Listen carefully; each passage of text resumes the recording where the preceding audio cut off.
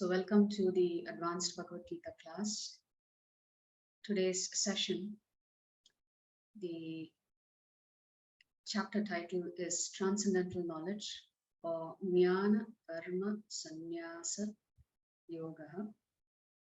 So we're going to discover what is being said by Lord Krishna in chapter 4.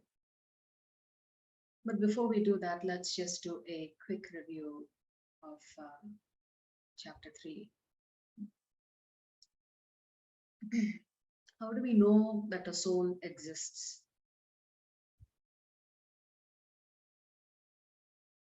When a dead body is there in front of you and the dead body does not move anymore, we know that something has changed.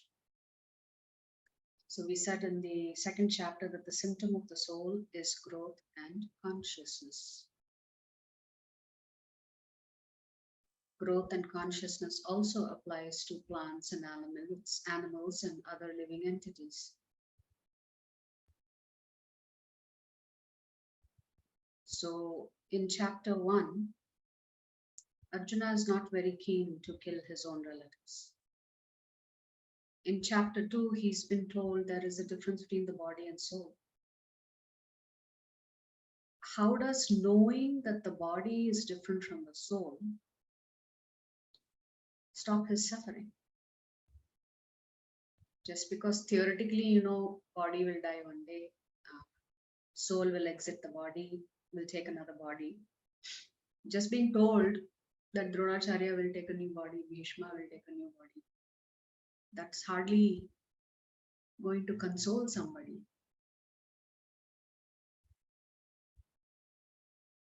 So how can Arjuna's suffering simply stop by knowing that the body is different than the soul?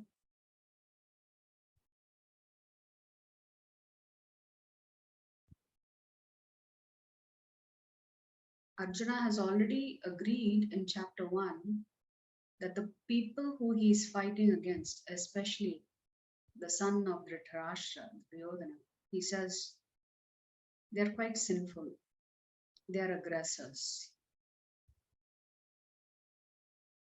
And in the second chapter, Krishna is saying death actually puts an end to sinful reactions.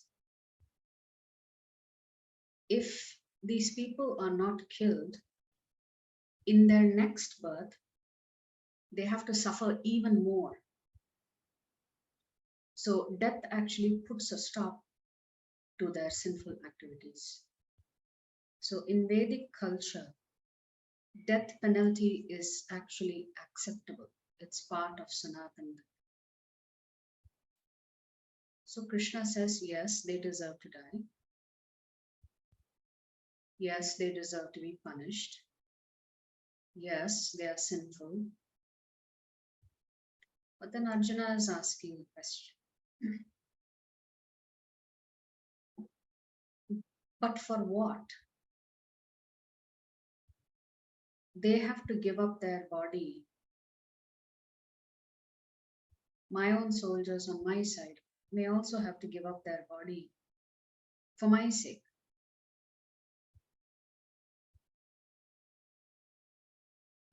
And at the end of the day, I'm going to get a kingdom. What am I going to do with that kingdom? There's nothing left for me to enjoy it. So like this, Arjuna justifies why he should not fight. So Krishna begins to explain higher levels of truth to Arjuna, beginning in the 7th chapter. And Krishna was telling Arjuna, the reason Krishna was criticizing Arjuna is Arjuna's compassion was misplaced.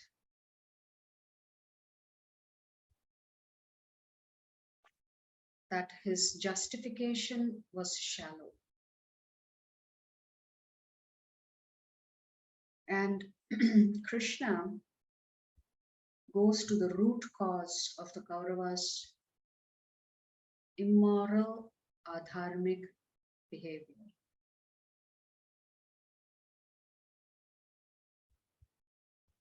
So initially, Krishna will give Arjuna various reasons by which he should come to the conclusion that fighting is the right thing to do. But towards the end of the Bhagavad Gita, the Lord becomes authoritative. He says, you have to fight because I've already killed them. So Krishna is saying, I have already killed all these people. I'm just using you as the instrument for this purpose. So you learn to be submissive to my discipline. So essentially Krishna is saying, Arjuna, when it comes to killing of these people, the soul anyway is never going to die. Everybody has to give up the body. I have already decided when these people are going to give up their. That's not your choice. I've already made the decision. So we said from shlokas 11 of chapter 2 to shloka 66 of chapter 18, till the Lord says, completely surrender unto me. You may think I'm asking you to do something ghastly, but you must have faith in me because I know I am the Supreme Lord. So when the Lord says in shloka 49 of chapter 2 that Arjuna should keep away from all abominable activities by simply practicing bhakti yoga, and in that consciousness he should surrender to Krishna, Arjuna ends up misunderstanding this. So he thinks either I can fight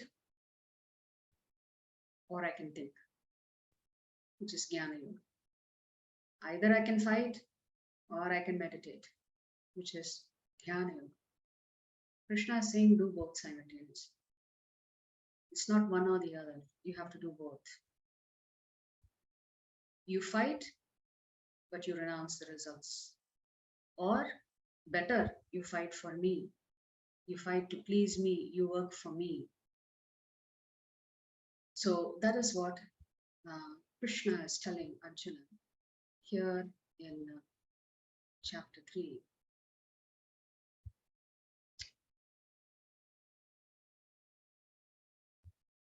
So Arjuna's conclusion is not fighting is akarma, fighting is karma.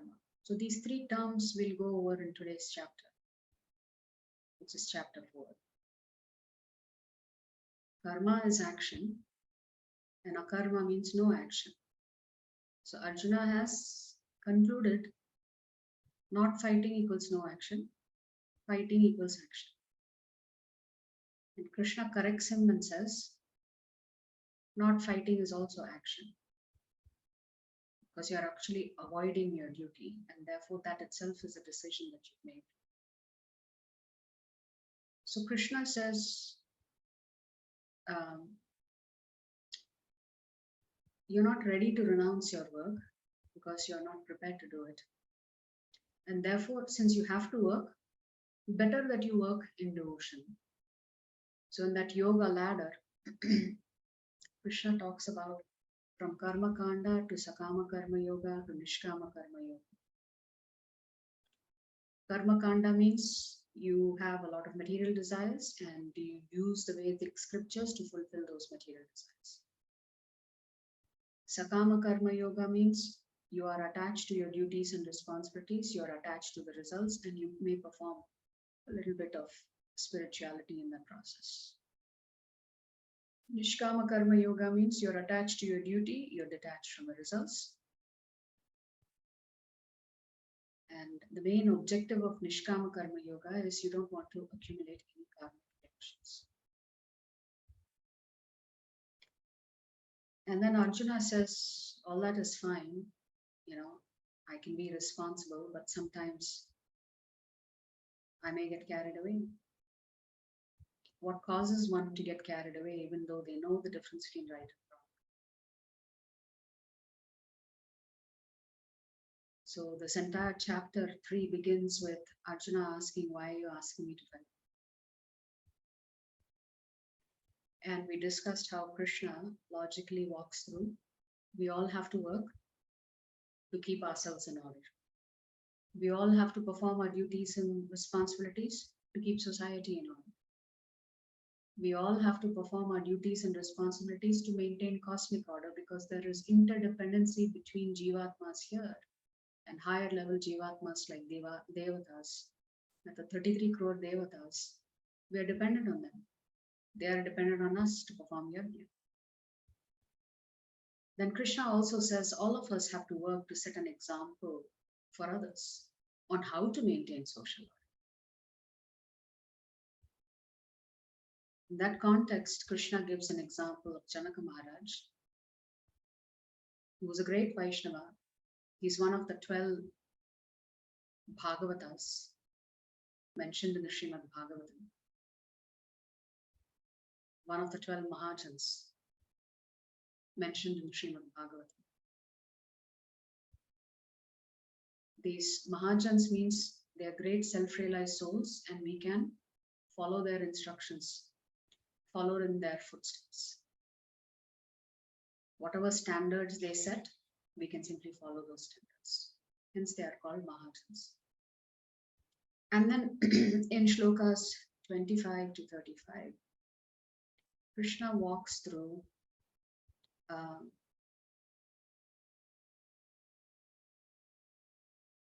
the different levels of consciousness, from the sinful, and I think that is reflected in the summary slide.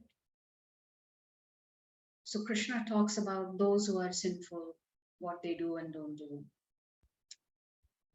Those who are sinless and godless. Then those who are engaged in a lot of ritualistic activities, but they are sinless. And then he comes to the Karma Yoga ladder. So these shlokas are actually covered from 25 to 35 of chapter 3, where the Lord talks about not everybody is ready for spirituality. Not everybody is ready for renunciation. And Arjuna, you are not ready for renunciation. So don't practice Falgu Vairagya. That's what Krishna says. So even the ignorant people who are sinful, we should not mislead them. They should continue to perform their duties and responsibilities. But somehow or the other, Krishna says, if you're a great self-realized soul, you'll figure out how to connect them to Krishna. So you can see in this particular shloka 26, Krishna is saying, so as not to disrupt the minds of ignorant men attached to the fruitive results of prescribed duties, a learned person should not induce them to stop work. Rather, by working in the spirit of devotion, he should engage them in all sorts of activities for the gradual development of Krishna consciousness. So Krishna is saying not everybody is ready to practice renunciation. It's better that we learn how to become attached to our prescribed duties and slowly engage ourselves in spirituality until we get to the point where we are ready to renounce everything for the sake of Krishna. Yeah. So we all have to work to maintain individual order, to maintain social order, to maintain cosmic order, to set a good example for others, and to really allow others to grow spiritually at their own place, at their own pace. Arjuna should not expect everyone to be spiritually advanced. Some are not ready. Arjuna himself should not act at a higher level than what is natural for him. He is a Kshatriya, not a Brahmana. Brahmanas focus on changing their inner world. Kshatriyas focus on changing the outer world. The outer world is making sure that there is social order, there is dharma in society. So Kshatriya's focus is on external law and order. Brahmana's focus is on internal renunciation, internal law and order. So the role of Kshatriyas is to create an environment in society that is conducive for focusing on the inner world. If there is chaos in the external world, how can people be attracted to the path of self realization, which is all an inner journey? So, Krishna is telling Arjuna, you are a Kshatriya. Your job is to maintain external social order. Because if there is peace in society, then the people can focus on spirituality. If there is chaos in society and the government is not taking care of the chaos or not rectifying it, how will people focus on spirituality? There's no chance. So what causes one to deviate from one's duty? Krishna says it's lust. Lust prevents us from focusing on what is right. So do not renounce prematurely, Arjuna. Sacrifice the present for the purpose of a brighter future. Krishna is reminding Arjuna that our very existence depends on something bigger than ourselves. We are all dependent on each other to live a happy life. If one person violates dharmic principle, it impacts the whole society. Krishna is encouraging Arjuna, be a part of that connected whole. Don't abandon your duty and responsibility like this. But every person in society can only advance if everyone else does their part, which means each of us carry that responsibility of doing our prescribed duties. So this third chapter ends with a few shlokas, which we will read, and that will set the stage for chapter 4.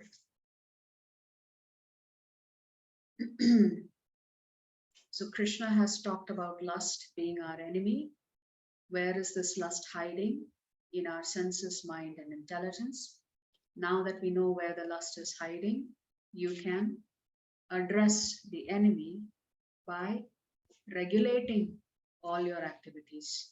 And we talked about the ABCD formula, which is A is for association, B is for reading books, C is for chanting, which is the Yuga Dharma, and D is for changing one's diet and doing some deity worship.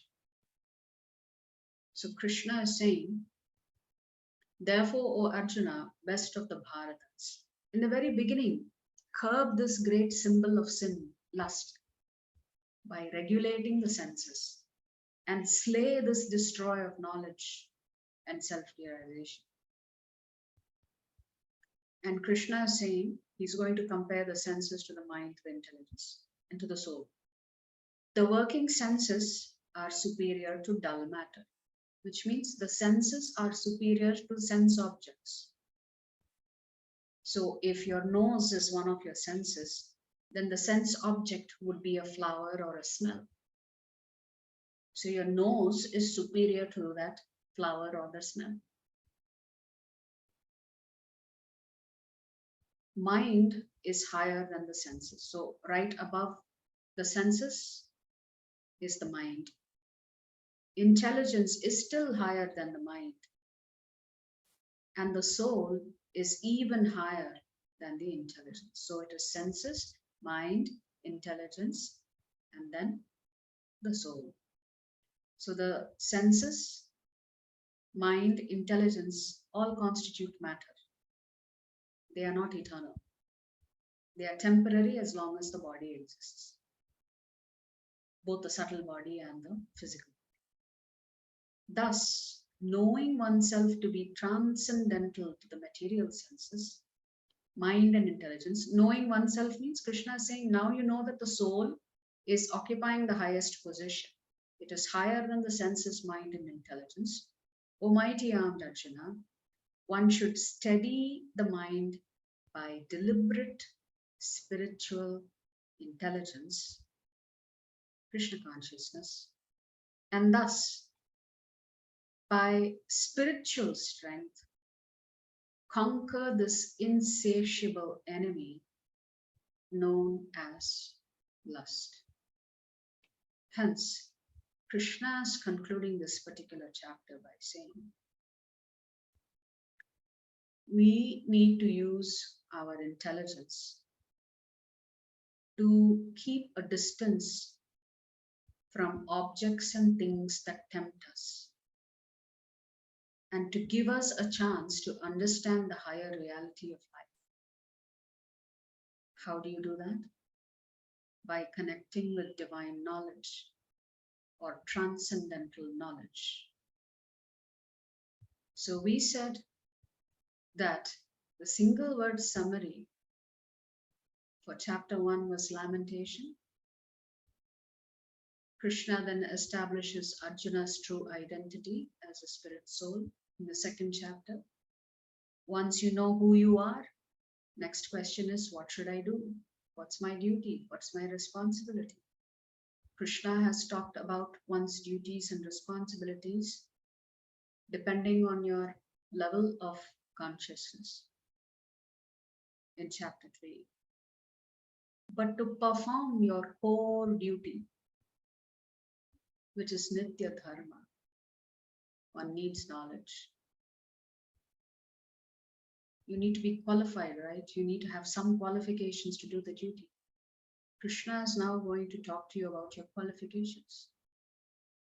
How do you acquire these qualifications? That's the entire thesis of chapter 4, which is called Gyana Karma Sannyasa Yoga, transcendental knowledge.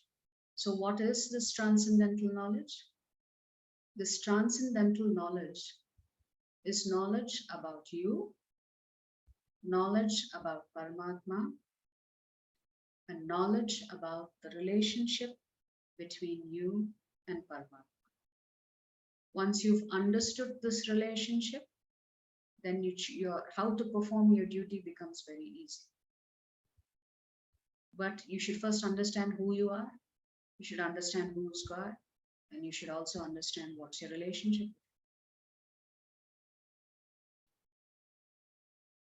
How do you get this knowledge is also covered in chapter 4. So before we begin, let's offer our humble obeisances to His Divine Grace, A.C. Bhaktivedanta Swami Srila Prabhupada Ki Jai. So Krishna talks about how this knowledge has always existed, this transcendental knowledge. This knowledge about the soul, this knowledge about the super soul, and knowledge about the relationship between the soul and the super soul has been eternal. Krishna also talks about what is the proper way to understand this transcendental knowledge. The most important aspect for us in today's chapter is, how do we perform our duties and responsibilities in such a way where we do not accumulate karmic reactions? How can we work and still have no reactions? That is called a karma. And to gain this knowledge, one has to surrender to a guru. So Krishna is going to talk about the importance of the guru, the benefits of acquiring this transcendental knowledge from a bona fide spiritual master. So the acronym for today is YEARS. So let's look at how chapter 4 begins. So remember, in chapter 3, Krishna has said, you should use your intelligence, specifically spiritual intelligence. By using one's spiritual intelligence, you develop spiritual strength. And when you develop the spiritual strength, you can very easily conquer lust. If you don't develop the spiritual strength, you are going to be at the mercy of your own desires. So chapter 4, Krishna speaks, and then Arjuna will ask a question. Lord Krishna said, I instructed this imperishable science of knowledge to the sun god Vivaswan, and Vivaswan instructed it to Manu, the father of mankind, and Manu in turn instructed it to Ikshvaku. This supreme science, Krishna is calling this knowledge of the soul, the super soul, and the relationship between the soul and super soul as a science. Later on in another chapter, Krishna will say this is the topmost science. This supreme science was thus received through the chain of disciplic succession, and the saintly kings understood it that way. But in course of time, the succession was broken, and therefore the science as it is appears to be lost. So Krishna says, all the kings actually represent me. Krishna says in one of the chapters, of all men, I am the monarch, which means the monarch or the head of the state represents the Lord.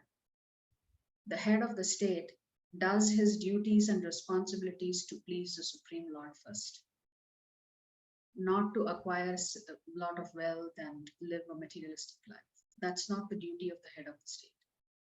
That's why Krishna is calling them saintly kings, Raja Rishihi. These kings were well versed in transcendental knowledge. But then somehow along the way, Krishna says this knowledge was broken, and this science of the soul, the super soul, and the relationship between them is lost. That very ancient science, so Krishna is defining that science now. He's defining what is transcendental knowledge. That very ancient science of the relationship with the Supreme is today told by me to you, because you are my devotee as well as my friend, and can therefore understand the transcendental mystery of this science. First thing, what is this science? It's the relationship between Paramatma and Jiva. But who can understand this science? Who is ready to receive this kind of knowledge? Because this is considered confidential knowledge. Well, Krishna says, first of all, you have to be my devotee and my friend. Only then you can understand this mystery of the Jivatma's relationship with the Paramatma. And then Arjuna asks a very logical, practical question. The sun god Vivaswan is senior by birth to you. How am I to understand that in the beginning you instructed this science to him? To which the Lord responds, many, many births both you and I have passed. I can remember all of them, but you cannot, O subduer of the enemy. Although I am unborn and my transcendental body never deteriorates, and although I am the Lord of all living entities, I still appear in every millennium in my original transcendental form. Krishna says, I am your supreme father. Not just your father, I am the father of all the Jivatmas in all the cosmos. Krishna says, I myself appear as the original Supreme Lord, as Lord Krishna. Frequently, I enter into the material cosmos. And two very famous shlokas. Whenever and wherever there is a decline in religious practice or descendant of Bharata and a predominant rise of irreligion, at that time I descend myself. And why does the Lord come? To deliver the pious and to annihilate the miscreants, as well as to re-establish the principles of religion. I myself appear millennium after millennium. So you see, when the Lord says he's coming to deliver the pious, he's prioritizing his devotees. The Lord does not need to come down to the earthly planets or any other planet to kill the impious people, because he could easily kill them with an earthquake or a tsunami or COVID or whatever it is. The Lord can also send his representatives to re-establish dharma. He does not need to come first. The Lord loves his devotees so much, he puts them first. So he says, when I come, I actually come primarily for my devotees. The secondary reason is to kill the impious and to re-establish religion. A very important instruction Krishna gives us. One who knows the transcendental nature of my appearance and activities does not, upon leaving the body, take his birth again in this material world, but attains my eternal abode, O Arjuna. So Krishna is giving you a promise, an insurance policy. What is that? If you recognize that Krishna is the Supreme Lord, if you understand that his appearance is not ordinary, his activities are not ordinary, then when you leave your body, Krishna says, you don't have to take birth again. You will come back where? Krishna says, to my eternal abode. So, so we talked about how this knowledge actually is descending from Krishna. In the Parampara system, Krishna relays this knowledge to Vivaswan, the sun god. From there it goes to Manu. From Manu it goes to a king called Ikshvaku. And from there on it has come. Who can acquire that knowledge? Who can understand this knowledge? Only Krishna's devotees and anybody who considers them to be a friend of Krishna. Only they can understand this mystery of the relationship between the soul and souls. So there is a verse in the Padma Purana that says, any mantra that does not come in disciplic succession is considered to be fruitless. Therefore, 4 divine individuals will appear in the age of Kali to found disciplic schools. The founders of these 4 Vaishnava Sampradayas are Lakshmi, Brahma, Rudra, and Sanaka Rishi. And the Acharyas of the Kali age who follow their lines will appear in the holy city of Purushottama in Orissa. So let's look at who they are. So this Bhagavad Gita knowledge is coming directly from the Lord. The original knowledge is revealed by Lord Krishna to Lord Brahma. Lord Brahma then teaches this knowledge to Narada Muni. Narada Muni teaches it to Vyasadeva, his disciple. Vyasadeva imparts this knowledge to Madhvacharya. From there on, it comes all the way to His Divine Grace, A.C. Bhaktivedanta Swami Srila Prabhupada. So ISKCON is part of the Madhva Sampradaya. We are actually called the Madhva Gaudiya Brahma Madhva Gaudiya Sampradaya. So this particular knowledge, this particular practice of Krishna consciousness is coming down from Brahma. So our lineage is attached to Lord Brahma. Who are the others that we talked about? So Brahma is one, Rudra, Lord Shiva is the other, who establishes the worship of Lord Vishnu. The 4 sons of Brahma also establish the worship of Lord Vishnu. And Lakshmi Devi also establishes the worship of Lord Vishnu. So Madhvacharya is the Acharya in the Brahma Sampradaya. In the Rudra Sampradaya, the Acharya's name is Vishnu Swami. In the Lakshmi Shri Sampradaya, it's better known, more well known as Shri Sampradaya, the Acharya is Ramanujacharya. And in the Sanat Kumar Sampradaya, the Acharya is a personality called Nimbharka Swami. All of them appear in Kali Yuga as representatives of these 4 Vaishnava Sampradayas. Vaishnava means worship of Lord Vishnu. So these 4 establish the worship of Lord Vishnu. Mother Lakshmi, Brahma, Lord Shiva, and the 4 sons of Brahma. So what is the importance of Parampara? Why is the Lord emphasizing Parampara? Because parampara preserves the teachings. Both the purpose and the mood of that acharya are also preserved. The objective is not to come up with personally motivated interpretations.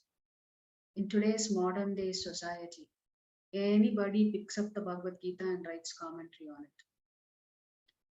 That is not authorized. Any commentary has to come from Acharya's lips. Just because you read English well or you know Sanskrit well doesn't give you the right to comment on the Vedic scriptures. So you have to be part of a bona fide sampradaya, and you yourself have to be a great acharya to be writing commentary on the Vedic scriptures. This makes sure there is no personally motivated interpretations. Therefore, there is transparency from guru to guru to guru. There is no personal ulterior motive. So through this process, we learn, we follow, and we teach the same thing.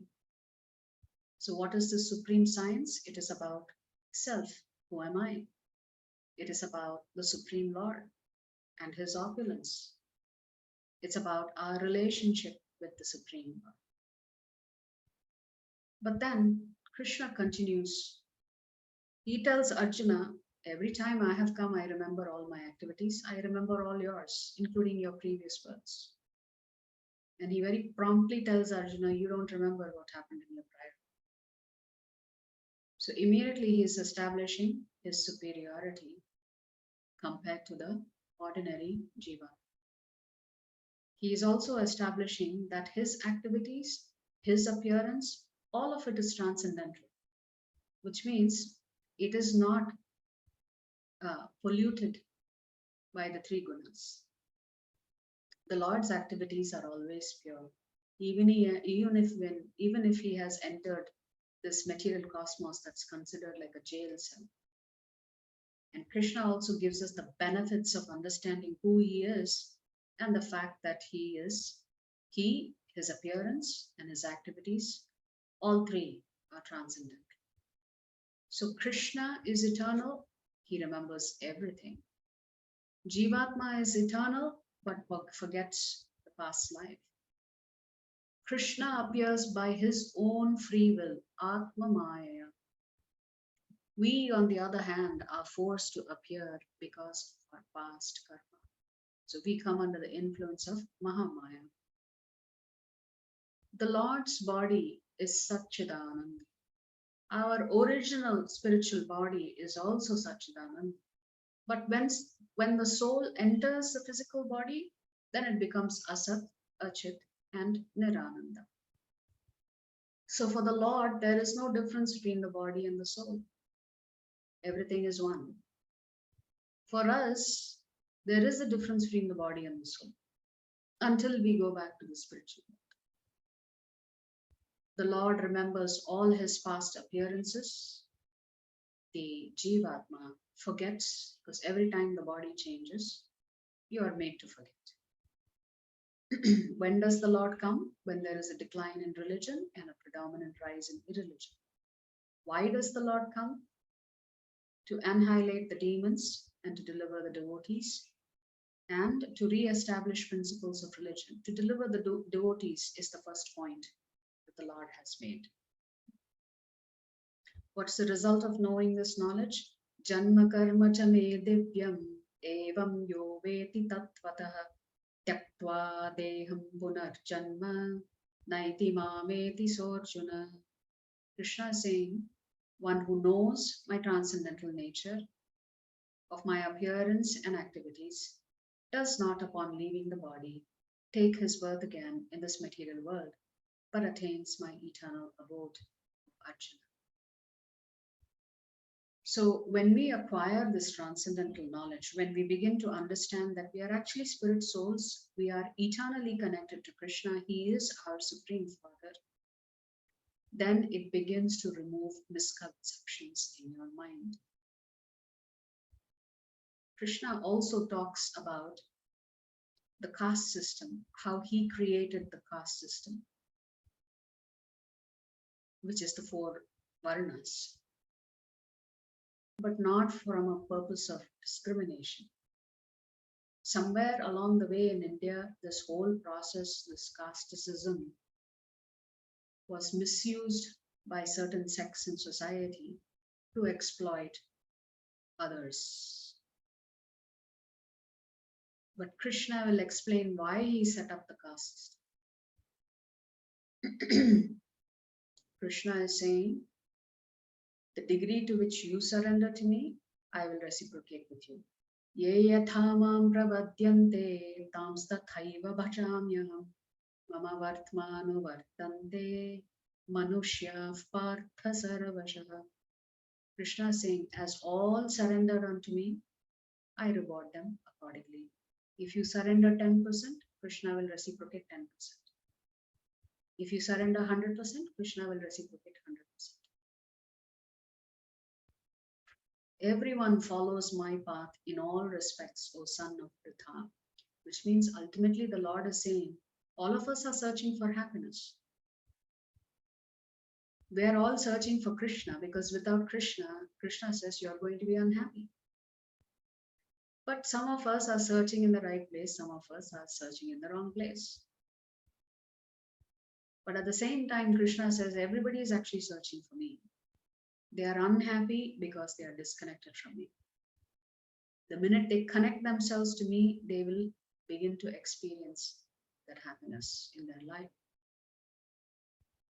So in this process, the Lord is talking about how karmis get the results that they want. What is their ultimate desire? I want to satisfy all my material desires. Krishna says, chalo, I will make that, I'll make you happy, whatever you want, as far as you have adequate credits in the bank account, I'll give you what you want. Gyanis, okay, they are after attaining moksha, they want to merge into the Brahma Jyoti, chalo, they are doing that, I'll give them that reward. Yogis who are practicing Ashtanga Yoga, they want to acquire mystic powers. So you can produce ash from your hands. You can pluck an object from way far off and give it as a gift. You can make gold chains appear out of thin air. These are all mystic powers. But we should not confuse people who have these mystic powers to be gods. They are not God. They are also Jivatma. And finally, the top of the ladder is the devotee. Krishna says the devotee is always living with me because they are taking Krishna with them wherever they go. Krishna is already in their heart. They are happily serving him. And the interesting thing is Krishna says the devotees actually get permanent results. The yogis and jnanis, he says, they may or may not succeed. Karmis, so they are caught in a completely different cycle altogether. So although you are on this yoga ladder, the results are different. The most complete result is received by the devotee of the Lord. So in the 13th shloka, the Lord talks about how he has created these four varnas. Chaturvarnyam maya srishtam gunakarma vibhagashah tasya kartaram abhimam vidya kartaram avyayam.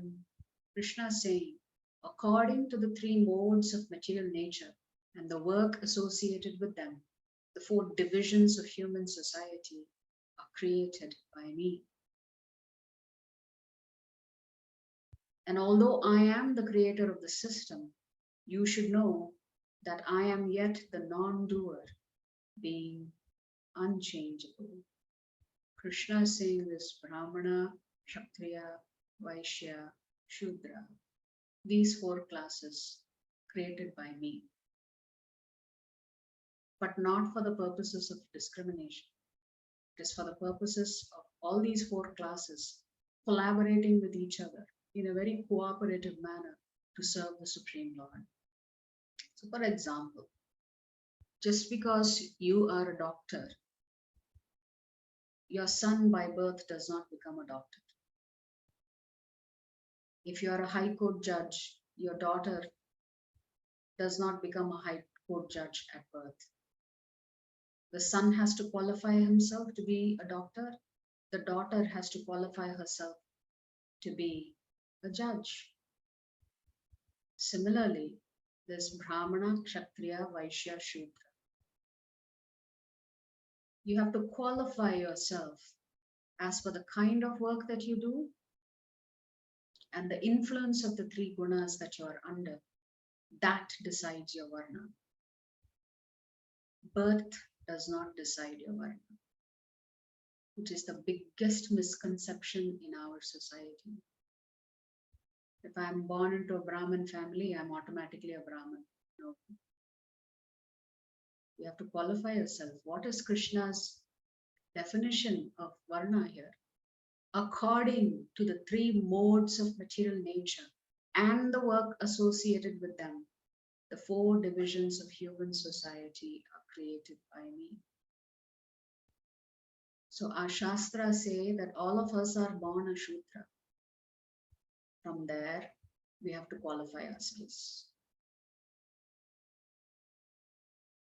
Either we'll remain a Shudra, or we'll become a Vaishya, or we'll become a Kshatriya, or we'll become a Brahmana. But you have to qualify yourself through studies, through guna, and the kind of job that you do. So nothing, your varna is not by birth. You have to acquire those qualifications. So Krishna talks about what is akarma. Remember, Arjuna has thought that if I walk away from the battlefield, that is akarma, no reactions. Kim karma karmeti kavayo yatra mohita tatte karma pravakshyami yaknyatva mokshase shubhat. Krishna is telling Arjuna, even the most intelligent are bewildered in determining what is action and what is inaction. Now I shall explain to you what action is, knowing which you shall be liberated from all misfortune. Krishna is saying, first of all, pay close attention to me. I am about to define three terms: karma, vikarma, and akarma. Based on my definition, you decide what you really want to do. Because that should act as a guidepost. So Krishna defines karma. We could also say this is sukarma. Karma means activities that you engage in as per the scriptures that results in pious credits. It fetches you good karma. And as long as you have good karma in your bank account, you have to take birth to benefit from the good things that you've done. So karma here means pious activities. So for example, somebody may donate food to the poor, give them clothes, and all of that. All of these are considered pious actions. But then you have to be rewarded for those pious actions. And the Lord says this is temporary. That happiness that you get from these pious activities is temporary. The Lord then defines what is vikarma. Vikarma is the exact opposite of karma. Impious or sinful acts, which means anything that you do outside the Vedic scriptures. It will always fetch you sin. And when you keep depositing the sinful activities, Krishna says you will have to suffer the consequences of it. Now, you and I don't know what all the Vedic scriptures say about the do's and don'ts. So there is a high risk for us that whatever activities that we may be performing may all be vikarma because we have no clue. We haven't read all the Vedic scriptures. How do we know what activities of ours is pious and what activities of ours is impious? Are we all experts in Vedic scriptures? The Vedas are a humongous set of books. And only 6% of the Vedas actually exist today. 94% has gone. Nobody knows where it is. Nobody even knows what it is. So the books that are remaining in our vast Vedic scriptures is just 6%. So we've lost a lot of knowledge. So how do you know whether your activities are pious or impious? You can't decide for yourself. Krishna has already decided what is pious and what is impious. How can we take a risk? Decide for ourselves, oh, this feels right and therefore it must be karma. This doesn't feel right and that must be vikarma. No, no, no. You don't get to decide what is karma and vikarma. It's already decided as per the universal laws. So hence Krishna is saying we need to use intelligence to know these things. What is this akarma? Krishna says, my devotee who's doing everything to please me, whatever activities they perform, they will have no reactions. Because every activity that they perform is not material. It is transcendental. So it may look like I'm going to work and earning a living.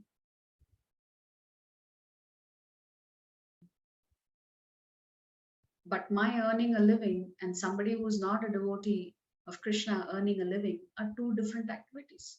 One is material, the other is transcendental.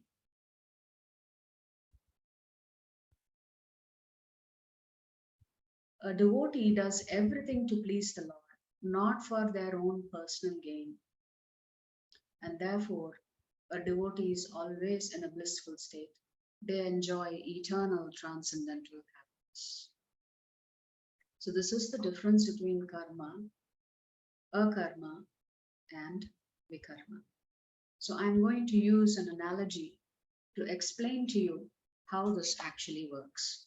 Krishna is not explaining how this works, but we are explaining it to you based on other scriptures. So this is how karma actually operates. So let us say there is a water tank. A water tank has an inlet pipe and an outlet pipe. The inlet pipe, you are depositing the water into that tank. How are you depositing? In the form of your past activities and in the form of your desires that are still there within you. Desires means material desires. So all your karmic reactions from the past and all your current activities and desires are constantly depositing water into that tank. The rate at which we deposit in the tank is decided by us. Now, every tank also has an outlet pipe. The outlet pipe is your karma phala. When that seed of your karma fructifies, it comes out as your prarabdha karma. So the outlet pipe is controlled by the Lord. It's not controlled by us. Only the inlet pipe is controlled by us. Which means the rate at which you experience your prarabdha karma is determined by the Lord. It's not determined by you. But the flow of the outlet pipe is constant. So the water level keeps rising as long as we keep taking birth again and again and again. And as long as we have desires, the water level in the tank keeps rising and rising. Let us say I'm born as an animal. It is only the outlet pipe that I'm experiencing as prarabdha karma. Animals do not have an inlet pipe. The inlet pipe is there only for human beings. The outlet pipe, you may get an animal body in the future. When you are occupying an animal body, that inlet pipe is shut off. The outlet pipe is your prarabdha. So that entire water tank is called samchipta karma. It's your sum total balance of everything that you've deposited from millions and millions of lifetimes. Prarabdha karma is what you have withdrawn through that outlet pipe, which is determined by the Supreme Lord, which you are experiencing in your current life. And in your current life, you are again depositing more into that water tank. That is called agami, which means at some point in the future, it will come through that outlet pipe. This cycle is vicious. You're constantly depositing and withdrawing, depositing, withdrawing, depositing, withdrawing. Both pious and impious, constantly you're depositing and withdrawing, depositing and withdrawing. So Krishna says, my devotees are very intelligent. They want to shut off that inlet pipe. And they know the only way to shut off that inlet pipe is to actually work for me. What does Krishna want from you? What does it mean when we say work for Krishna? It doesn't mean abandon your duties and responsibility. It simply means whatever you're doing in your life, you're a wife, you're a mother, you're a child, you're a husband, you're a leader. Do it with perfection. Do it with determination. Do it with faith, conviction. Do it to please the Lord. Simultaneously, you will add Krishna into your life. You will practice bhakti. You will try to remember Krishna all the time. When you become a devotee of Krishna, the water tank is evaporated by Krishna himself. You don't have to worry. The Lord can change your karmic destiny. So we don't at all have to worry about what have I done in my past lives. God knows what kind of sinful activities I have done, how many times I have to take birth again. When will I go back to Krishna? None of this you need to worry about. Krishna says, you surrender to me, I'll take care of the rest. Krishna is saying, let me be the chariot driver in your life. So, but then we have to be ready to hand over the reins to Krishna. To do that, we have to be obedient.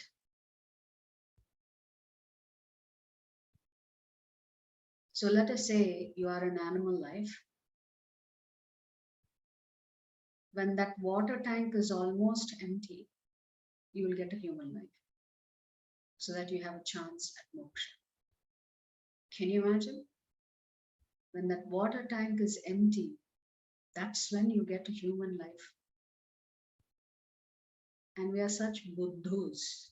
We are depositing into the tank again as human beings. That's our problem.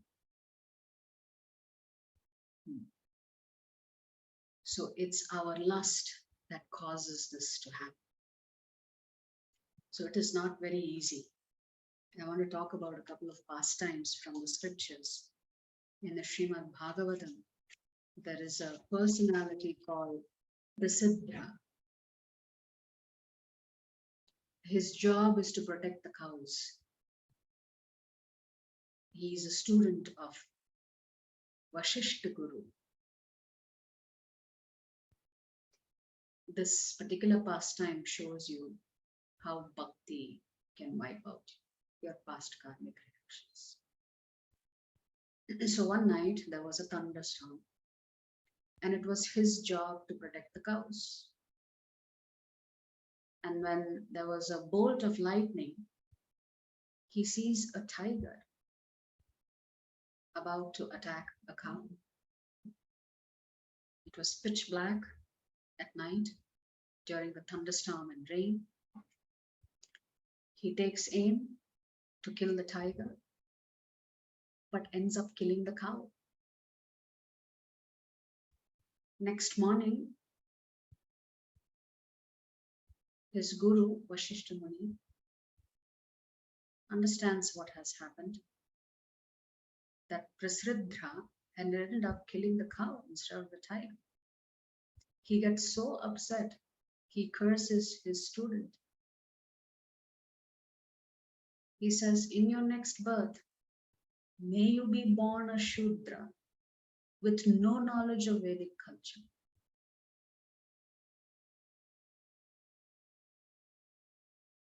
deeply upset with this curse, Prasiddha, he leaves the ashram and begins to practice bhakti yoga.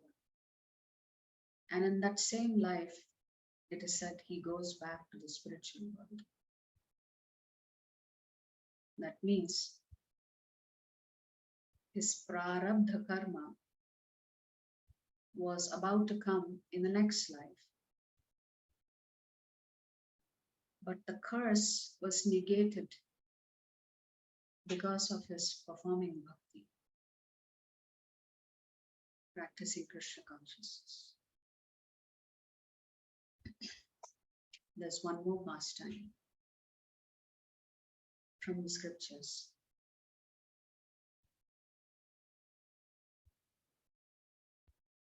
So, sage Agastya builds a temple for Lord Krishna in Kalahasti. And he is using labor for free because the temple is being constructed. So he calls Bharadwaj Muni and Vashishta Muni and asks them, can you reward all these workers for their work in constructing this temple? Now, both Bharadwaj Muni and Vashishta Muni are Raja Rishis. They have mystic powers. So they line up the workers and ask each of the workers to cup their hands like this. And they would pour sand into the cupped hands of each worker. So once that sand hit the palm of the hand, it would turn to gold. But for some of the workers, they got a lot of gold. For some of the workers, it was only half a gold. And some of the workers got no gold, just sand. Why? Based on their sincerity, their productivity levels. Bhakti yoga works like this. Externally, two different people may be doing the same kind of work. So I may be chanting, you may be chanting the Hare Krishna mantra. How sincere is my chanting versus how sincere is your chanting?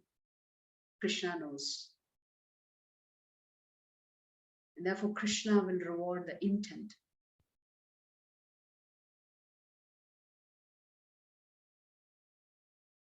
So our intent matters to attract Krishna's mercy. Krishna is not looking for your perfection on day one. He gives you that perfection himself when he thinks you're ready. So His Holiness Radhanath Swami Maharaj says that Krishna consciousness is awarded, it is not achieved. That doesn't mean we should not do our sadhana thinking, okay, let the Lord award whenever he wants. No, we have to show our intent to please Krishna, and then Krishna awards you with bhakti.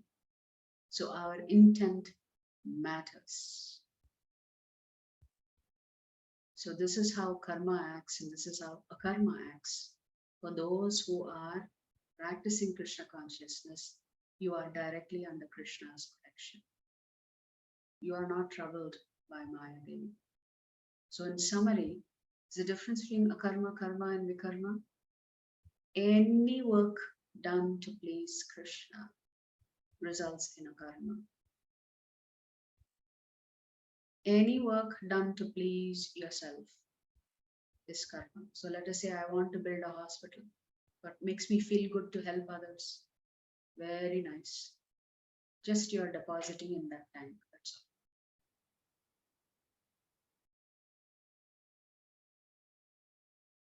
Similarly, I perform all kinds of impious activities also to please myself. That ends up as papa or vikarma. What is akarma? What's the attitude of the person practicing Krishna consciousness? They are no longer interested in satisfying their senses. They are only interested in satisfying Krishna's senses. That attitude of one performing good deeds is, I will do everything as per Shastra, which is quite the opposite for the karma. What is the result for these three different types of people? The akarmi enjoys transcendental happiness. The one performing good deeds will get good reactions. The one performing bad deeds will suffer the consequences of their bad deeds sometime in the future. So to learn all of these different nuances, Krishna is saying, you have to approach a guru. Okay, I'm just telling you this is the soul, that is the super soul, this is the relationship between the soul and super soul. But to go deeper into this knowledge, you have to approach a bona fide guru. So this entire chapter ends with Krishna saying, we must learn to surrender to a living guru, because you cannot approach Krishna directly. It has to be through the Parampara system. So in the 34th shloka, Krishna is saying, Tadvidhi pranipatena pariprashnena sevaya upadekshyamti te jnanam jnaninastatpadarashinaha. Just try to learn the truth by approaching a spiritual master. Inquire from him submissively and render service unto him. The self-realized souls can impart knowledge unto you because they have seen the truth. So there are three S's here: surrender, submissive inquiry, service. All three must be done to please the Guru. If the Guru is pleased with you, he will relay the knowledge, the transcendental knowledge that is necessary for you to make progress on the path of bhakti. That means you have to be careful. Who is that Guru? Who is that self-realized soul that you're ready to surrender to? Are they telling you, if you follow my instructions, you will go back to Krishna? Or are they telling you, if you follow my instructions, you will become God yourself? It's a big difference between a bona fide guru and a bogus guru. Bogus guru make up things. A genuine guru will constantly give you scriptural references when they give you instructions. They will keep going back to the scripture and tell you, Krishna says do this, Krishna says do that, Krishna says don't do this, Krishna says don't do that. So the guru, a genuine bona fide guru, is deeply moved to help you connect back to the Supreme One. That's their primary purpose, to deliver you back to Krishna. But we need to do the three S's: surrender, submissively ask questions to clarify our doubts, and most importantly, render menial service to Guru. Without these three S's, we cannot make progress. By ourselves, if we try to practice anything, whatever kind of spirituality, it will not succeed. Krishna says it's a waste of time. You're wasting energy. Shrama eva he kevalam, Krishna says. All your effort is waste if you're not sitting at the lotus feet of Guru and serving him. So we should not waste time. We should understand the importance of Guru. What are the benefits Krishna is talking about? One is we never fall into the trap of illusion. When we surrender to Guru and we serve him, we can easily cross over the miserable conditions of this material world. The third benefit is that by accepting a Guru and following his instructions with faith and determination, it destroys all your sinful reactions. But then Krishna also says there are only two categories of people. The faithful, dedicated, they approach a guru and they learn how to follow instructions and they end up controlling their senses, mind, and intelligence. But if you are ignorant, faithless, and doubtful of the scriptures, Krishna says you will never make progress. So we'll end by just looking at how the chapter ends here, because that will set the stage for chapter 5. So Krishna says here why this transcendental knowledge is important. So the benefits of surrendering, the Guru shloka is this one, the 34th one. The 35th one says, having obtained real knowledge from a self-realized soul, you will never fall again into such illusion. For by this knowledge you will see that all living entities are but part of the Supreme, or in other words, that they are mine. So Krishna is saying everybody belongs to me, not just you. Every Jivatma, Krishna says, I am their father. They belong to me. Even if you're considered to be the most sinful of all sinners, when you are situated in the boat of transcendental knowledge, you will be able to cross over the ocean of miseries. Krishna is saying, I am not worried about how sinful you are. My worry is, have you started the process of surrender or not? Because if you started the process of surrender, you've entered that boat of transcendental knowledge, and with that boat, you can cross over this ocean of miseries, this samsara, this cycle of birth, death, old age, and disease. So there is no pre-qualification necessary for you to surrender to Krishna. But Krishna advises us, if we first approach a guru, surrender to a guru, then surrendering to the Supreme Lord becomes easier. It's like a trial run, it's a practice for you. As a blazing fire turns firewood to ashes, O Arjuna, so does the fire of knowledge burn to ashes all reactions to material activities. So this transcendental knowledge, Krishna is saying we have to be exposed to it. Krishna is talking about the beauty of this knowledge. In this world, there is nothing so sublime and pure as transcendental knowledge. Such knowledge is the mature fruit of all mysticism. And one who has become accomplished in the practice of devotional service enjoys this knowledge within himself in due course of time. Krishna says you will achieve that state of samadhi because you will recognize what your position is and what the Lord's position is, and your only duty is to be his servant. We cannot become mastered. That's not our role.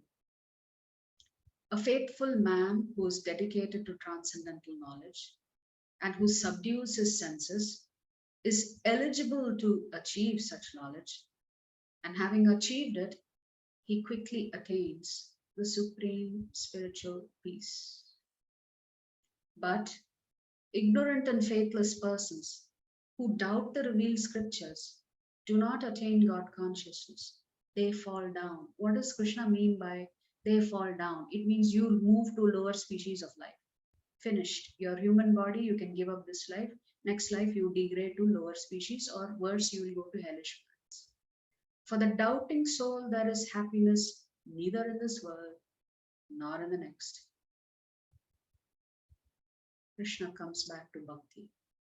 One who acts in devotional service, renouncing the fruits of his actions, and whose doubts have been destroyed by transcendental knowledge, is situated factually in the self. Thus, he is not bound by the reactions of work, O conqueror of riches.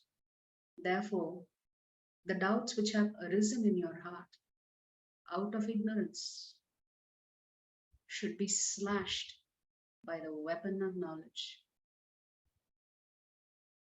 Armed with yoga, O Bharata, stand and fight.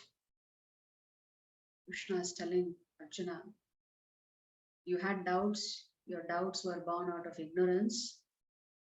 Now that I have given you this wonderful knowledge, use it as a weapon to slash all your doubts. And the right conclusion is, armed with this yoga, O Bharata, stand and fight. Now, having heard this instruction of Krishna, Arjuna will get confused again.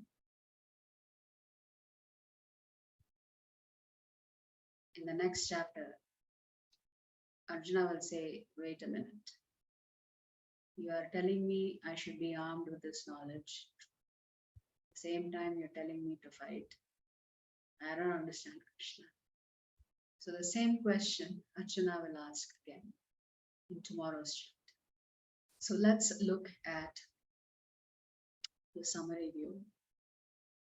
So this chapter was titled Gyana Karma Sannyasa Yoga. The acronym was years. Krishna is talking about this transcendental science of the soul and the super soul and the relationship between them. Who can acquire this knowledge? Why the Guru Parampara system is important? The fact that this knowledge comes all the way from Krishna. It originates with Krishna. What is the accurate understanding? We have misconceptions of our caste system. But Krishna is saying all paths lead to the same destination in the sense that you are in that same yoga ladder, but the results are different depending on your level of consciousness. So, how to avoid these karmic reactions? Remember, Arjuna has expressed concern. If I kill all these people, I have to accept their sins. Krishna is saying very simple: you work for me, no sin. Surrender to me, no sin.